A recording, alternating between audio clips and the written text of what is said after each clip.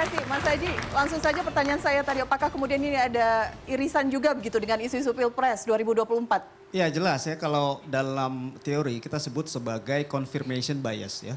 Karena kalau kita lihat pemilih Pak Anies dan pemilih Pak Ganjar itu adalah pemilih yang paling banyak kalau dari total 12,2% ya. Karena di survei kita menunjukkan bahwa ada 12,2% yang percaya. Kalau di surveinya Mas Burhan kurang lebih sekitar 16 sampai 19% ya.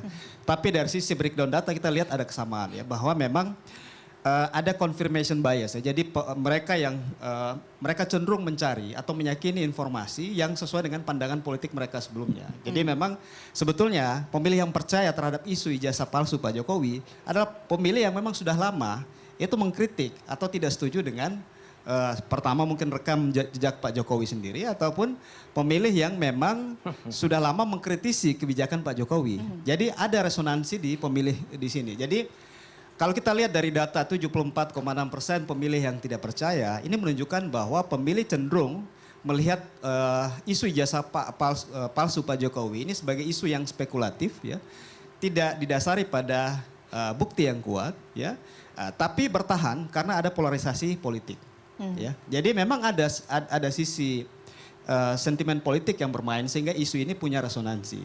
Ya kalau kita tanya di masyarakat kelas menengah atas, kenapa kemudian itu punya gaung? Karena memang tipikal ya, nature-nya pemilih kelas menengah atas adalah pemilih yang skeptis terhadap otoritas. Realitas. Ya. Mereka cenderung sebetulnya, ini juga sebetulnya menjadi paradoks ya, karena pemilih kelas menengah atas termasuk teman-teman mahasiswa ini. Waras ini kan gitu. kita mengakses informasi lebih banyak, ya, mengakses informasi lebih banyak, lebih variatif. Tapi memang cenderung skeptis terhadap otoritas. Itulah karakter pemilih kelas menengah atas. Ini berbeda dengan pemilih kelas bawah. Jadi sebetulnya ini bisa dijelaskan secara objektif. Jadi bagi saya sebetulnya isu ini sudah selesai, ya. Artinya apa yang disampaikan oleh Bang Roy, ya, Bang Rismon, ya, sebetulnya ada resonansinya, tapi resonansinya terbatas, ya. Kalau ini kemudian sebaliknya ya, tadi ini kan istilahnya echo chamber aja.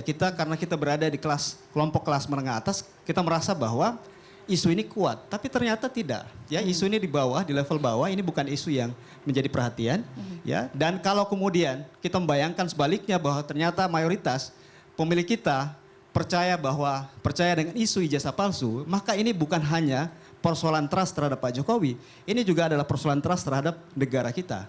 Karena Pak Jokowi melewati proses pemilu mulai dari wali kota, gubernur sampai presiden 2 periode. Jadi ini persoalan sangat besar. Ada distrust, ada delegitimasi bukan hanya ke personal Pak Jokowi, tapi delegitimasi terhadap negara, dan saya pikir itu dalam taraf yang sangat berbahaya.